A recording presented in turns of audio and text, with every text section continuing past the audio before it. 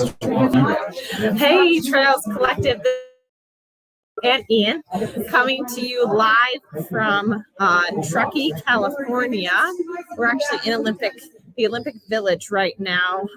We are prepping for Western States, and sorry, a couple technical difficulties, but finding.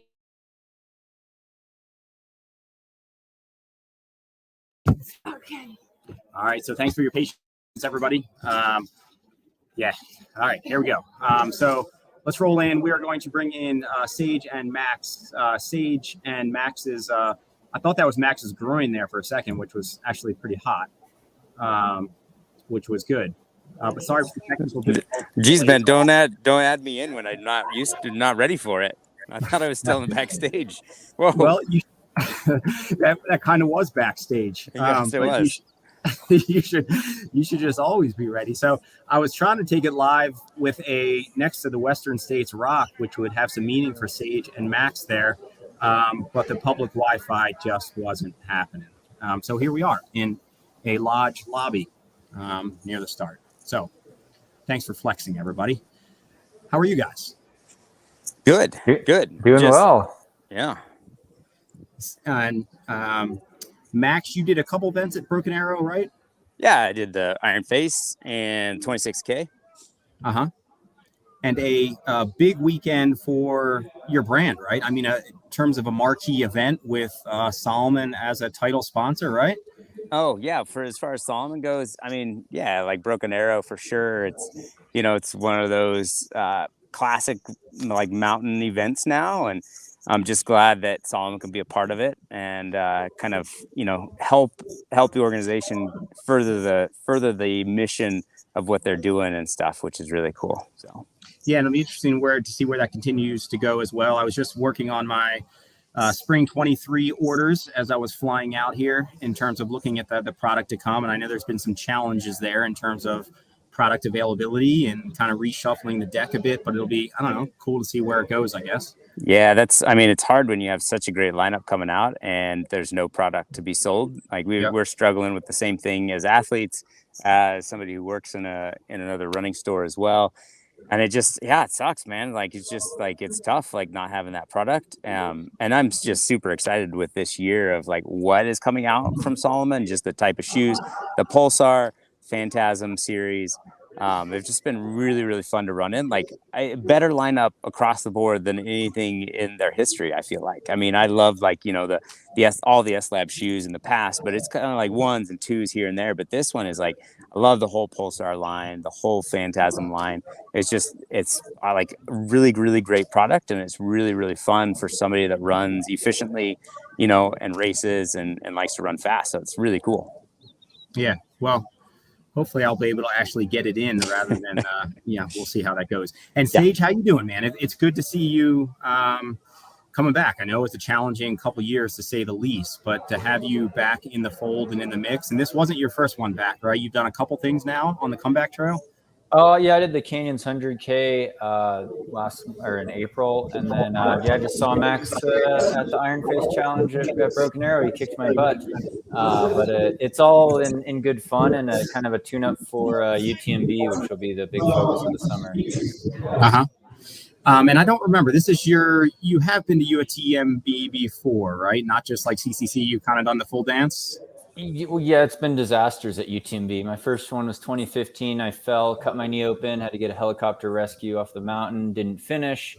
I went back in 2017, just totally crapped the bed and basically had a death march walk in. I finished, but it was like a 26-hour ordeal in the rain, and it was cold, and I was just miserable. So hopefully I could finish strong at 100 miles. I never have in my whole career. So it's been a distance that's bothered me. And UTMB is a good stage to do it on. Yeah. To be fair, I mean, except for Tim Tollefson, most of the American men haven't had tons of success at UTMB. Yeah, Tim's been the most consistent. He's got third twice. As far as men go, of course, Courtney DeWalters crushed it. And then Dave Laney was third once, even before that. But yeah, even before that, no American man has won UTMB, and it's pretty hard to just get in the top 10. It's a lot different from Western States. like night and day difference, I'd say, having run both Western States and UTMB and barely finished both of them. Yep.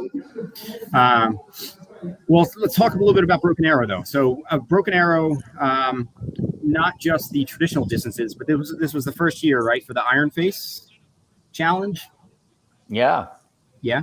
And so, tell us a bit about that. I mean, you guys, whoever wants to take the lead, just break down what the Ironface challenge was all about, because it seemed pretty cool. And it was, I don't know whether there's some foundation there internationally and it's just a first for that style in the US, or whether this is just a first. Let's just see how it goes.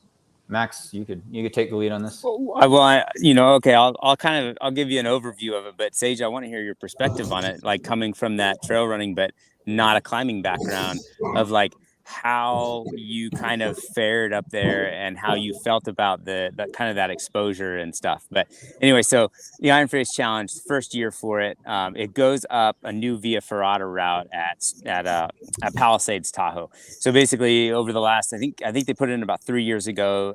They put this Via Ferrata line in up Tram Line, which is a big rock face at the resort. And before that, people would kind of scramble it illegally. If you got caught up there, you get busted and like have your ski privileges revoked or whatever. So they didn't like that, right? So they put this Via in, and it's a whole Via Ferrata line with cables and safety and everything. So you've got a harness on, you've got a cable, basically carabiner attached to this cable line that goes up the rock face the whole time, with like iron rungs and stuff like placed in the rock. So you don't have to rely on rock handholds. You've got like these iron rungs that you can kind of climb up. So there's really very little like rock climbing, even though you're going kind of up a more vertical face. So there's a little bit of exposure. You're kind of climbing in the sense that you're using your hands and stuff, but you're clipped into this line that you have this carabiner that you have to run the whole route, so that if you do fall, that like comes down, hits that next anchor that you've just passed, and then you're not going to fall much more than probably about 5 to 10 feet at a time. So it kind of takes that the really dangerous part of climbing out of it, or scrambling even out of it, and makes it so that it's a little bit safer. So that's kind of the overview. But we started out with a 1.5 mile run up to the base of that Via Ferrata, went up the Via Ferrata, kind of came off the top down the backside, and then made a 3.5 mile run back down to the base. So it made it a whole loop. Which sounds pretty sweet. And that Via Ferrata route, was that open to pretty much just the event, or was that something that the public can just go check out now? No, they can't. So you have to do it with a guide through Alpenglow Expeditions. That's who put up the route, and so you have to do it through them. The public is not allowed to get on it. Like in Europe and stuff, you're allowed to get on Via Ferratas all over the place. But here, they haven't quite gotten there yet, and you have to have that guided service to do it.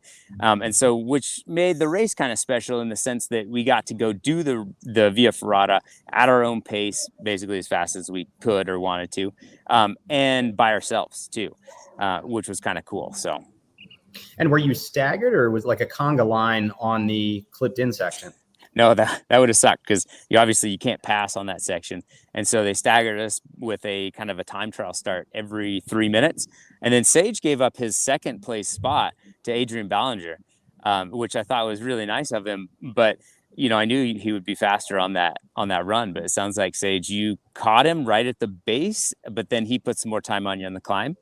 Yeah, it actually worked out perfectly because, 3 minute stagger, I was catching up to Adrian, who's a badass ski mountaineer, alpinist. He's climbed Everest 8 times, once without oxygen. And he's actually a guide on this Via Ferrata, so I knew he knew it like the back of his hand. So I didn't want to be in front of him and have him catch up and lose time to me because he's behind me on the climb.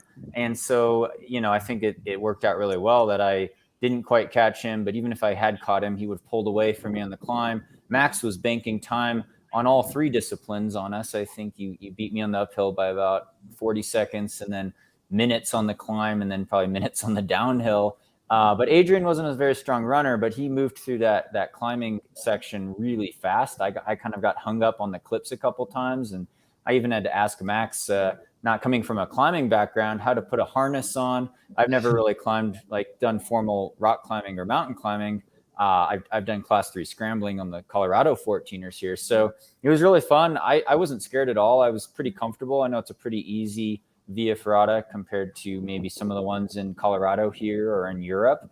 There wasn't like 1,000-foot drops straight down. It was like you could probably do it without a rope, but it would be a lot more scary. And you didn't really have to rely on the rock handholds as much. You could kind of grab the cable and grab they were like ladder rungs on some of the more vertical parts. So it was a pretty easy climb, but it made things really exciting. And it's mixing mountain climbing or rock climbing kind of with a running component and embracing the mountain. And I think that was really cool. But, you know, Max put 7 minutes on me in this race that lasted a little over an hour.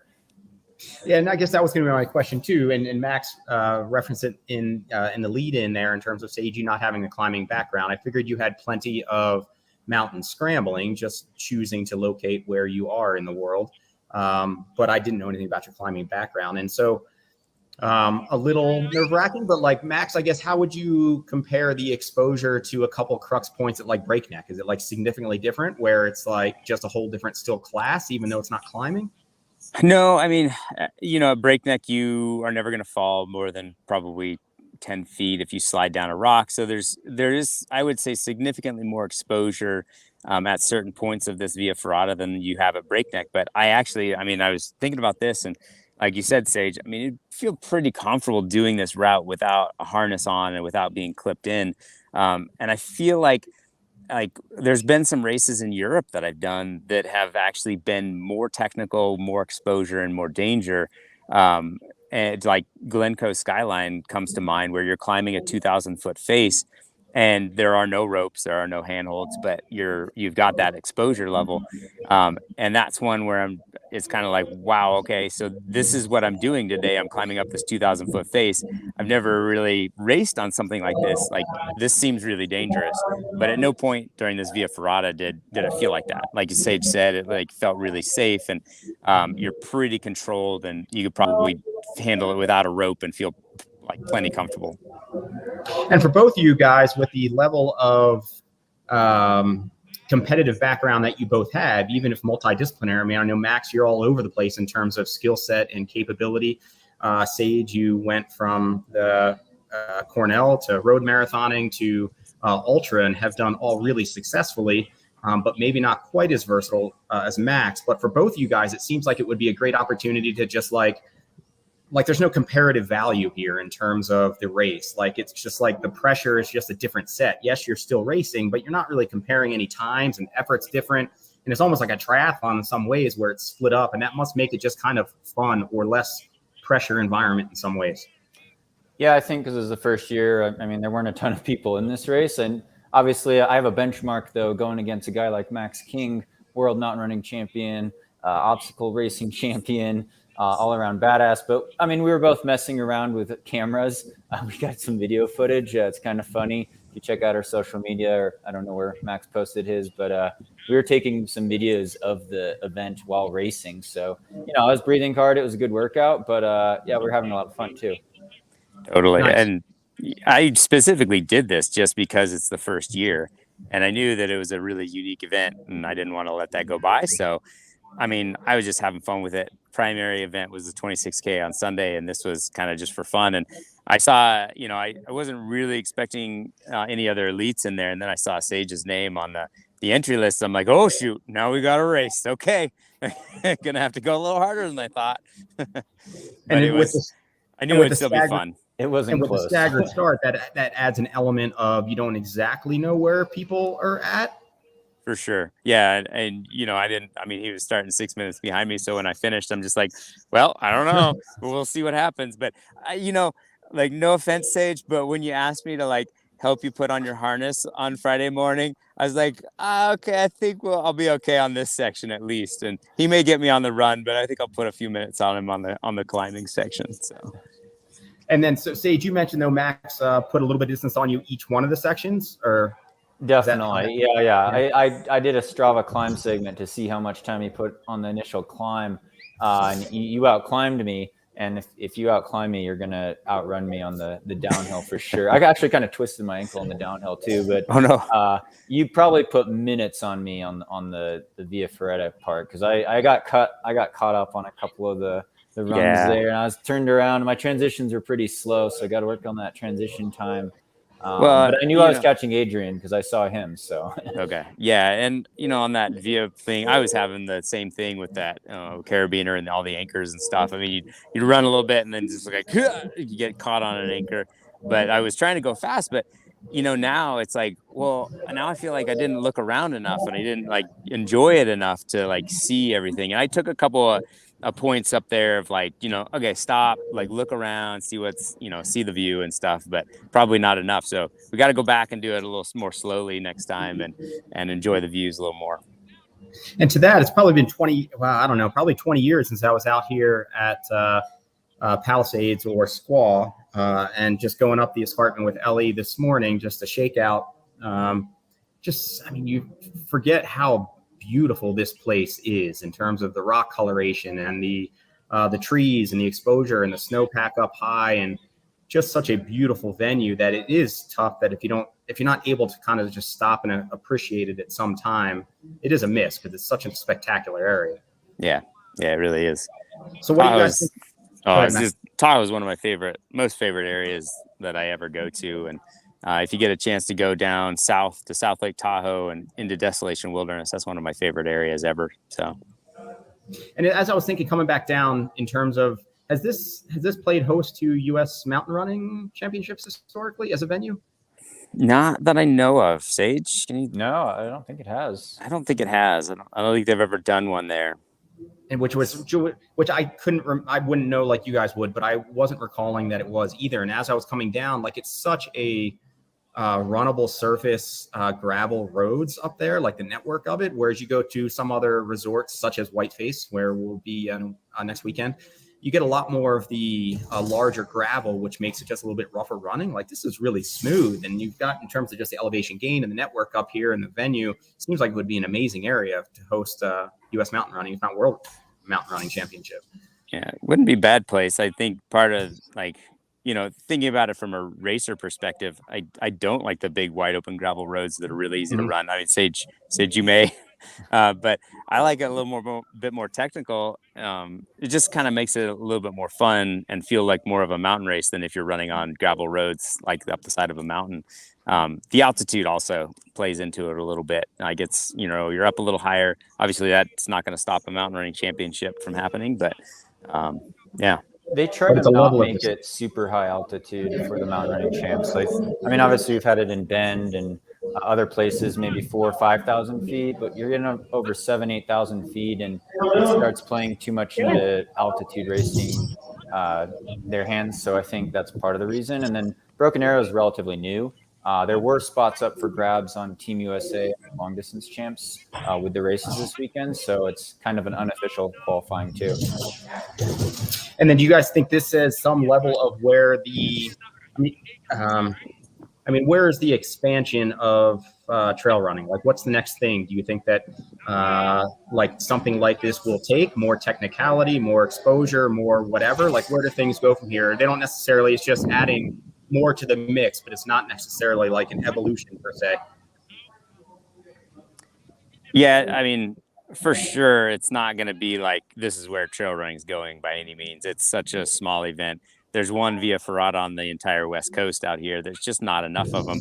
It's just another addition to kind of the disciplines. There's always going to be these little niche races around. And I think that's what I like about the sport is that you've got every kind of type of race imaginable, from a short 5K on flat dirt trails that's maybe even 10 feet wide to something so technical that you need to be harnessed up for it, and that's what I love about the sport. And I love that it doesn't go any particular direction, but there's always these opportunities to do something a little bit different in it.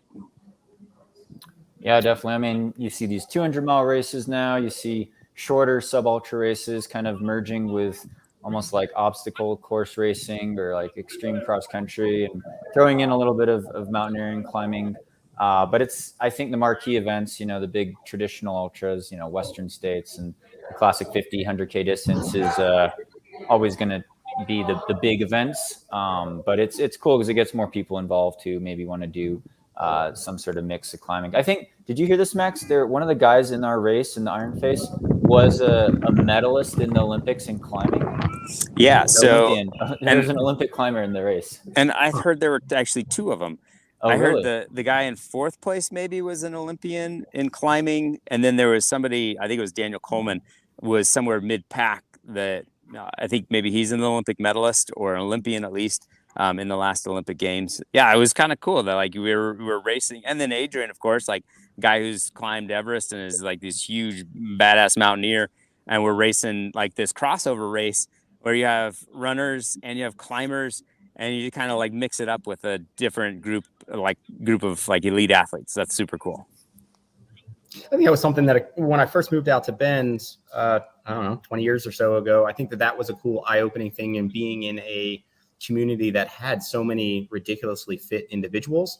And I think that was my first exposure to the Alpine or the Nordic individuals that were out there as well. And just seeing how physiologically just capable they were, like these people that I wouldn't pick out as like these uber athletes, but maybe just being, even if I wasn't running that much out of college, it was still like, I felt like I was kind of quick, but like these individuals would just kind of walk away from you on these climbs, and just this such superior level of fitness. It was just wild. So it's cool to see the blending of these athletic sets and these mixes just like that. Yeah. Right on. All right. And so thanks for both of you being on. Where do you guys both go from here, Max? What do you got coming up next? Well, Mount Marathon's next week, man. I got to go against all those Nordic guys up there in Alaska. Tough. You get the tough Alaskans and you get the tough Alaskan, like Alpine or Nordic skiers. It's like a double whammy. So get to go up against them next week, but it's an insane event. It's so much fun. So I'll be up there. Have you done that Mount Marathon before? Or is this your first? Yeah, this will be my third time up there. So. So you know what you're getting into in terms of that crazy. I do. Yeah. And it's a little nutty. So can't believe we race over this stuff. Do you feel like you've been able to kind of throw caution to the wind and really lay it out there? I mean, because there can be some, that's the only high, right? That's the only way to race this race. You have to throw caution to the wind. Otherwise you'll be back in the back of the pack. Because there's old guys that are like 60 years old doing this race that are flying up the mountain and then flying down the mountain. So yeah, you just throw caution to the wind and hope you make it to the bottom in one piece. Well, I hope you make it to the bottom in one piece. I do too. And we were just talking to Allie outside too, and I'm excited to see how she does up there as well. Yeah. And then Sage, you head to Europe. Yeah, going over to Europe, Big Mountain Days for UTMB. I'm going to jump in a race, the Verbier Marathon out in Switzerland in July. And it's more just training for UTMB. It's got like 13,000 feet of climbing and 45K. So just big days, and try to get up on the UTMB course and optimize the finish there. So yeah. Excited. And will you be able to spend the month out there, or are you going out, coming back, and then going again? I'm going to go out and come back, actually. Yeah, just a couple weeks at a time. Sometimes you get too exhausted if you're always in the Alps out there, and the lodging out there is really expensive too. So it's almost better to go back and forth. Awesome. Well, I look forward to seeing how it goes for both of you. And again, thanks for taking some of your time, and thanks for flexing while we sorted through some of the technical stuff getting on here. Yeah, thanks for having us on. Good luck at the race at Western States. Thanks a lot, Ian. Right. Yeah, man. See ya. All right. And Parker, I see you in the back end there. Hang out. Thanks for your flexibility in time. We'll bring you through here pretty soon. We are going to bring in Caleb and Eric and Sheila. Thanks for being on there as well. We will bring you in here pretty shortly as well. Thanks all to flexing on time. I thought I kind of had it all sorted to go live by the Western States Rock, and it all crumbled. So thanks for flexing. HollyAnn and Caleb, good to see you both. Yeah, great to see you. I like the mustache. Thanks. It's supposedly it's going to be Ellie's good luck charm there, I think, is what I heard somebody else say. So I'm going to go with that. That's what we're going to go with. Yep. Yeah. I'm having a tough time matching your curls though. I'm trying to keep up, but yours just don't get less curly. You're doing really well, actually. Thanks. So to both of you guys on Highland Sky this past weekend. So this is Highland Sky. How long has it been going? It's been around at least seems like 20 years or something, right? How long has this one been going? So it started in 2003. And so next year will be the 20th anniversary of it, but they didn't do it from 2020 and 2021. Okay. And I think this early on, in addition to just being an early race in the region on the trail scene, it was planted in my head as just a kind of a bucket list, just absolutely beautiful course, and a excellent representation of West Virginia. So whoever wants to lead in, tell us a little bit about, I don't know, the course, kind of a summary or a rundown or a couple of the highlights as just a preface here. You want to do that, HollyAnn? I'll let you, Caleb. Okay. Well, like you said, it does like encapsulate everything that West Virginia has to offer. I mean, it starts off on like a 6-mile climb that goes up about 2,500 feet to the 4th tallest mountain in West Virginia. And it's just like constant switchbacks up to the top. And then once you get on the top, you're in like a boulder field / rhododendron thicket. So it gets super technical in that area. And then you go like a little bit farther down, it goes straight down into like a ravine. It's a trail called Boar's Nest. It goes down like 1,500 feet in less than a mile. So super technical, rocky, all the way down to the bottom. And then you basically climb your way back up again with a few creek crossings. And then it switches into like a different type of race where you're running on like this dirt road for 7 to 8 miles on top of the ridge line. So you're about 4,400 feet elevation all along that road. And they call that Highway Across the Sky. And it's really, really pretty. I mean, it's in the Dolly Sods Wilderness area. You have some really beautiful views, super rocky, but you're on the road the whole time. And then you take a left onto this other trail where you like boulder hop and you go through creeks and has some beautiful views as well. And then you just go down a ski slope and then you finish at the Canaday Valley Lodge. So it's got a little bit of everything, and that's why I like it so much. It just has some super technical portions, but it also has a lot of runnable portions as well. And total distance similar to Many on the Genny, which we'll bring in next. It's like 40 miles or something in there? 41 miles. Yeah, they advertise it as 40, but it usually ends up being 41. Yeah. And that's just kind of what it is, which makes it somewhat of an outlier. I don't know, and Eric and Sheila can weigh in the next segment too, in terms of just having that off distance events. I mean, I guess it is what it is, but it falls outside of those type A, need a 50K proper or 50 mile proper. But it's, I don't know, I guess that speaks to its early nature and been around for a while. And it kind of has this niche part in the scene, which is kind of cool.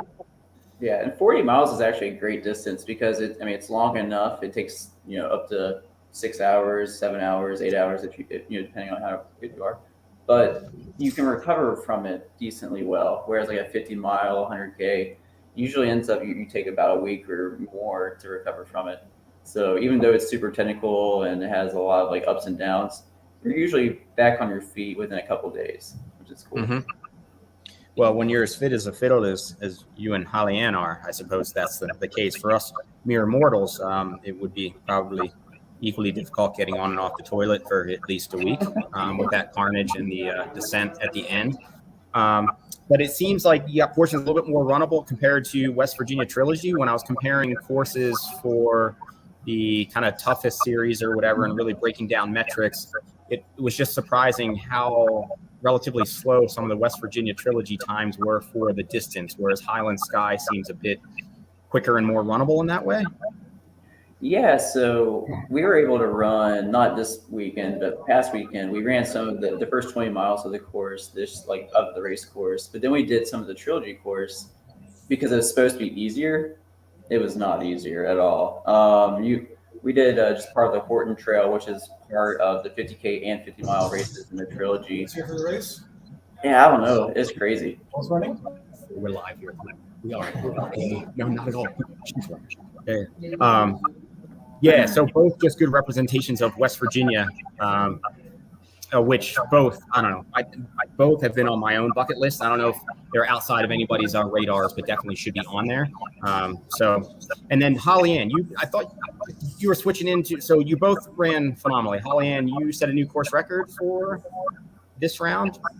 I did. It was around 8 minutes. So I think the prior course record was 7:03, and I ran 6:55 on Saturday. It's good. And you had switched a bit to tri training. Have you been, as you coming off of triathlon training, did that kind of hold? Is that where your fitness is at? I am. I didn't really feel like I lost trail fitness, but I've had like a niggle with my hip the past month. My hip has been kind of out of alignment, and I've went and got it stretched a couple of times and can't quite get it figured out. So the week leading up to the race, every other day was completely off. So it was kind of a toss up how race day was going to go. But fortunately, my hip was at about 90% on race day, which is the best case scenario. Which leaves you, so does it leave you thinking, man, if I'm at full charge here and in the body checking out, that's cool that you set a course record, but you're like, well, I could maybe go a little bit quicker. Yeah, definitely. I know, like, when I started, I could kind of feel that it was doing a little better than usual. 2 days before, I'd done a training run and barely made it 4 miles and had a ton of hip pain, so I was super worried about how Saturday would go. But as I started, it kind of eased in really well. And like Caleb said, the first 20 miles are super technical. So I was like, if I can just make it through here and get to Highway Across the Sky, then I think I'll be in a good spot. So clearly your fitness is pretty solid. And for a focal tri event, can't remember whether it was a half or a full. What were you? I did a targeting? half Ironman on May 22nd, Chattanooga. Yep. And what? How was the hip feeling post race? It's kind of in the in-between zone, kind of how it felt last week, where it's a toss-up. I can still kind of feel the muscles in my back, the strain, so it's not fully in alignment, but it's been worse. And then Caleb, what's your focus? What do you kind of have an A race of the year, so to speak? I know you're kind of just embracing your out of academic season, I guess for both of you in terms of coaching, just time to live large and just focus a little bit on yourself and your own events? Yeah, I would like to. But the next race I have planned is not until September 10th. We're doing 100K up in Hurricane, West Virginia, which is my hometown. Yeah, I want to find something, but I don't really know yet. Burning River 50 miler is definitely on the radar, but I haven't fully committed to it yet. I was supposed to volunteer at Canaday Trace 50K, which is kind of that same time period, but I might end up running it. I'm not sure yet. Or I might go after FKT. I'm not sure. Like, I need to figure things out. But I've kind of just been enjoying running and not really training as much, just running for fun and enjoying it all. And Highland Sky was definitely one of my primary A races going into the summer, just because it was the one race. It was the first race I ever did as an ultra back in 2017 when Michael DeBova won, and I ended up getting 5th, and then I was hooked after that. So winning was definitely the ultimate goal for the race. Course record would have been cool, breaking 6 would have been cool, but ultimately winning was the ultimate goal. So yeah, just trying to figure things out now. Figuring out what I want to do, because I have the fall pretty set. I think I can do something in between here in September. So I don't know. Well, it's good to have the world is your oyster here in terms of an event calendar and sitting on the fitness that you're sitting on at the moment. Yeah, definitely. And also something cool about her record, she ended up running a couple of bonus miles in that because she took a wrong turn. So who knows what the course record could have been. Could be. Is this course pretty unchanged, HollyAnn, or for both of you? Can you pretty much compare yourself to pretty much everybody that's come before you on this course? It's pretty much unchanged. The only issue, if it's a little rainier, you might have rocks and boulders underwater that you can't see, making it a little trickier. Like Caleb said, we ran it the first 20 the week before, and I would say it was more challenging the week before than it was on race morning, just because it had rained that morning.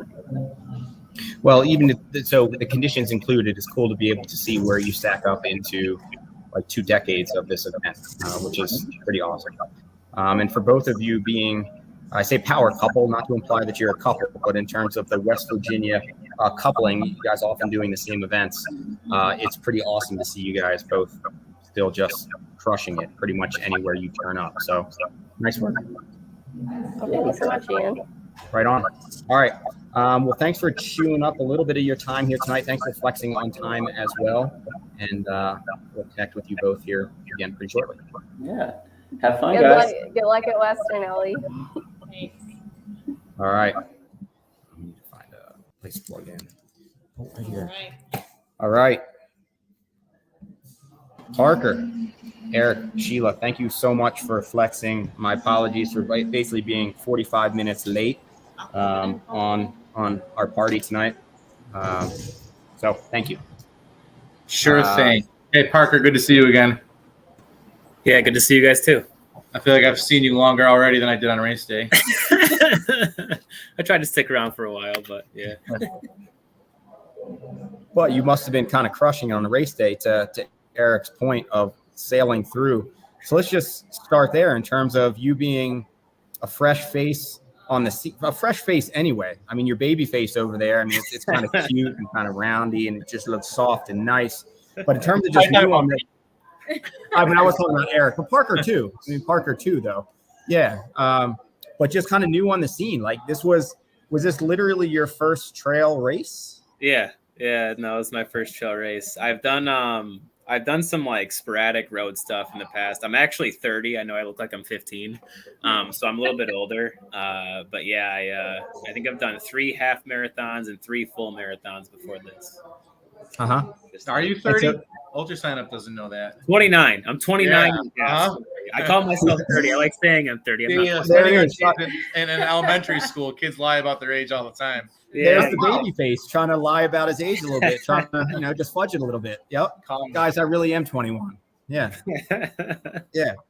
And so with the road background on a few halves and a few fulls, so coming at us, what's your full marathon speed? Yeah, so I've PR'd my marathon every time I've run it. But the first time I really actually trained for anything was Boston this most recent year, and I ran a 237 high, almost 238. And I've never run more than like 70 miles in a week, to give you an idea. So I've just kind of started ramping up mileage, staying healthy, and figured I'd jump into Many on the Genny, just because my training for Boston was going well. And I'm definitely better the longer and kind of more painful things are. I have a background in like team sports. I played lacrosse and soccer growing up, and on training runs, I love just getting deep into the bonk zone and ending up having to walk. I think it's amazing. I don't know why I'm a sicko, I guess, but yeah, no, it's kind of nothing. So 237 was your first, and then you improved from there? No, so I did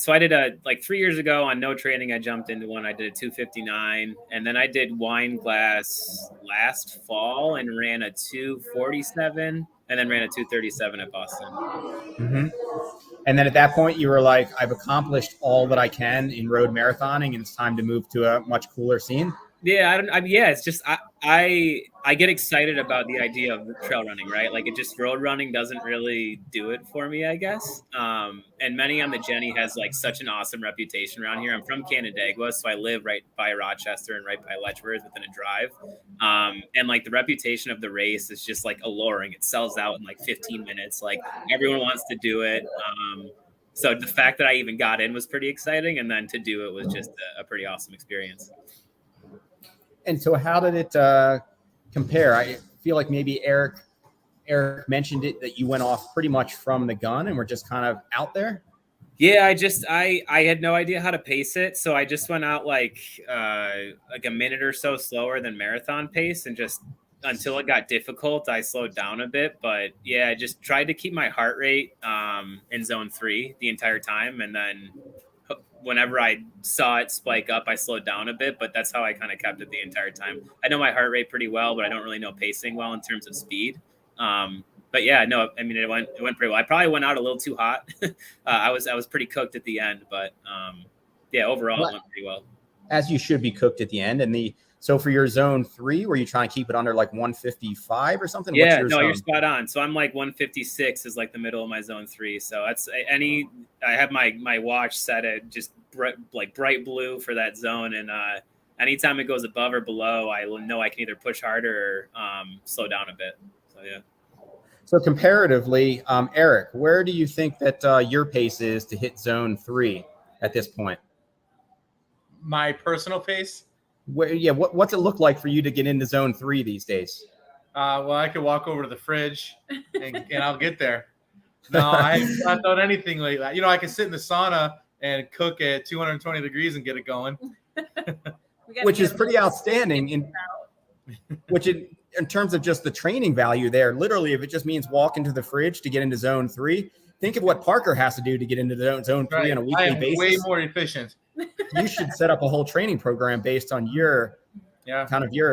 Like you get Achilles surgery, so you know how to handle pain for an ultra, and then you know. And so for Eric and Sheila, good to hear that the reputation is solid for Many on the Genny. Yeah, it's nice. You're welcome. Parker Ellie's run it a few times. Probably. Uh-oh. Oh, did they freeze on us, Parker? Is that us or is that them? We're gonna take over. Oh, you're back. I haven't started speed work yet. Like We missed the whole last 15 seconds of you guys. You were frozen. We were sorry if we were frozen. Yeah. Oh no. Oh no! This See, is the remix. we're just gonna have to host this show for I them. know. So Show it. Eric and Sheila, how was it with the new format? How'd it go? It was great. I think runners really liked it. The sections of trail that we added they're really cool sections of trail, you know. So there's a really cool downhill switchback section. You cross a little footbridge, and then there's a nice climb. And then the rest of the course was mostly unchanged. We added a couple of new sections of trail actually in the beginning half of the race also. But I think they all were great, and everybody seemed to have a good time. We didn't lose anybody. Everybody finished. So Everybody finished like no drops, or does everybody count? I already got back to the finish, I should say. Oh. We didn't lose anybody. Nobody got injured. It was good. It was a good day. The weather was perfect. I was just about to say we beat this like crazy heat on either end. So we had 93 degrees on Thursday, and it was 94 today, and 57 on race day. That's awesome. Parker needed some soft conditions there. Yeah. No, whatever training you're doing heart rate wise, obviously is working great. So. And then, so this is what year for Many on the Genny? How many years has it been going now? Well, 5 official years, and 1 year where just the two of us ran it during the pandemic. COVID year, And you were just off of Parker's pace that year that you two ran it, I think. Yeah, easily. Very close. Yeah. And then it was cool to see your comment in terms of post-race, in terms of the community that you've all been a crux piece of building around you, and the people that hung out and plugging in. And it's kind of a family that is kind of runs itself to a certain extent. I know that's not really the way it goes, but at this point, but it really is a family that you're seeing around you at this point. Yeah. And I think the community in Rochester, the running community is pretty tight in general. And it's sort of expanded a little bit south with some of the bigger ultras. So like with Twisted Branch being a little bit further away, with Many on the Genny being a little bit further away, it sort of brought those communities in too. But we have a really cool tradition where we have asked as many runners that were willing to do it to write thank you notes to their aid stations as they come through. And then those aid stations sit down at the end of their shift, and they read the thank you notes together. And it's a really cool, kind of emotional challenge that we do for people. So it's one of my favorite parts of the race. Is that something you've always done, or is that something you just did this year? No, in the very first year, a runner named Chuck Wade did that. He came through the finish line and he handed me a thank you note, and we just loved it. And all the aid stations were talking about it because no one had ever been given a thank you note at a race before. And so we actually named it in honor of him. We call it Chuck and Aid Station, and we asked people to give thank you notes in his honor. That's awesome. Yeah. That's one of the things that would be fun to try to copy. And people are creative. There were poems. There were hand-painted creative cards. There were the most photogenic like postcards that they could find. People were really creative this year. That's great. And then for that scene, Parker, because it's a different scene than what you've experienced road-wise. I mean, and with it your first time through, how did you kind of find just the difference between the it was pretty amazing. And like I felt kind of like an outsider initially because everyone knows everyone. It's literally like a community, which is really cool. But everyone welcomes you in. I met 7 or 8 different people who gave me their phone numbers to run later on. So like I've never really experienced that before. You don't get that at road racing, and you really don't get that a lot of other places, at least from my experience. I think it's just a testament to what Eric and Sheila have created. I think it's pretty awesome. Mm-hmm. It's a great community, and I think people are excited to see you, you know, and have a new face that ran so well. Thank you. And so, Well, next year, Parker, I'm coming for you. So Very keep cool. turning. Okay. what's the and so where do things go from here for you guys, Eric and Sheila? What do you guys have on deck next? I know this is one of your big focuses of the year in terms of event production, but what else you got? Yeah, we have a couple timed events that we like to yell Mephometal. It's maybe the first annual, maybe the last. So we have 2 of those, an 8-hour and a 6-hour coming up. We have our Webster Trail Classic coming up in the fall, which is a 10-mile or a 3.5-mile, and then a kids fun run, and then our Winter Trail Festival at the end of the year. So those are the races for us. But our focus at this point of the year sort of switches to trail work and that sort of stuff at this point. And then Parker, and I'll plug in a comment here because I was actually going to say the same thing a little bit earlier when we were talking about aid stations and appreciation. I mean, Parker, were you aware that there were aid stations out there, or were you just I knew. Well, listen, really he stop. tried to skip aid station 4. He was moving so fast, and one of our friend's kids said, "You have to check in." Yeah, I had no idea. I literally had no idea. And right before it, I had like eaten crap. Basically, I fell really hard, and I like got up, and there was an aid station. I like literally was past it before I came back. It was pretty funny. Well, way to call them back on a hypothetical technicality there. Yeah, right. Yeah, should have made him come back and check out as well. And so where's it go from here, Parker? What? I signed up as like a bucket list. I signed up for Ironman Lake Placid, so I'm doing that in July, and then I'm signed up for Twisted Branch in August. So that'll be pretty exciting. I'm excited for that one. So are you putting in 15 hours on the bike right now too? No, it's regrettably. I mean, not that I'm not training for it, but I'm more doing it to do it. I'm not having any time goals or anything. I'm probably more excited for Twisted Branch than that, weirdly enough. But yeah, I'm definitely more concentrated on running right now than anything else. Weirdly enough, thing at all, and hopefully you'll be in that trail scene here for a while. I mean, a couple of years I was focused on Ironman Lake Placid, but it was really just a different community. It just wasn't really my thing. And it's, I don't know, it was a fun challenge, but it's tough to make it all come together if you really kind of go in on it. There's so many things that can go wrong. And it's just like, I just spent $5,000 for entry in a week up here. And I just devoted so much. And then whatever it might be, there's just so many things that can go wrong and make it come together. And it's just a different scene. Yeah, totally agree with you. And so Twisted Branch will be fun to see where Twisted Branch goes for you. Yeah, I don't know what to expect. I mean, I run the trails in Naples and kind of south of there, 2 or 3 times a week. So yeah, who knows? And who's in that field this year? Do you guys all know? Regrettably, I have no idea. I don't really know anyone, so I'm not sure. Sure. But yeah, I don't know. Eric and Sheila, do you know who's in the Twisted Branch lineup? No, I haven't. On terms of the front end? Yet. I was No. just going to say we had to get through last weekend, so now we Sure. can look at everything else. You had to get through your last 3 weekends or whatever. So thank you for being a part of that. I know it's been a crazy time. Hopefully the wedding went. Hopefully the end of the school year is happening. One more to go. I was just going to say we still have one more family wedding this summer. One but- more speech to give. Yeah. Well, It's fun stuff though, you know, like your race, a wedding, our race, another wedding, Twisted in August. So, but it's a lot, especially this time of year for you both. Yeah. All right. Well, thanks again for flexing on the time this afternoon. Congrats again for another successful Many on the Genny classic regional event. It's awesome to hear that your notoriety, even out of the scene, is pretty awesome. And Parker, that's pretty awesome to see you kind of charging out of the gate. So it'll be exciting to see where things go from here. Thank you guys. Agreed. Appreciate it. Yeah. Right on, everyone. hey, thank you. Good luck this week. Yeah, good luck, Allie. Thank you.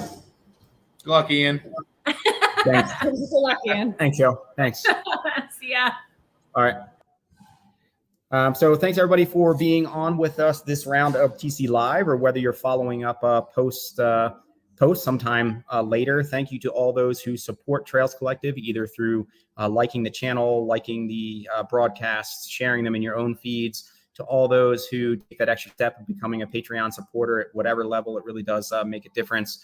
Aaron Shimmons, thanks for being on and giving me the heads up just in case I was missing being late. Kawana for being on and being a big supporter throughout and weighing in on comments.